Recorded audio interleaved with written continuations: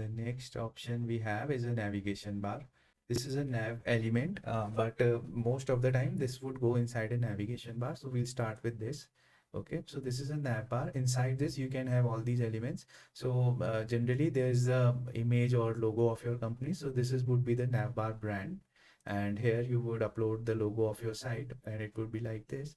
After this navbar, you will have this toggle element. The reason for adding this instead of using this is that you want this navbar to be mobile friendly. So then we'll add this toggle button, and then we will add this collapse button, and we will change this toggle to navbar toggler, because we want this enables this special setting, a navbar toggler, which makes sure that your this would be useful for the navbar. Then same thing for the collapse, we will make sure that it's not a regular collapse but a navigation bar collapse. And then inside this collapse, now we will add a nav element, and inside this we can add some links.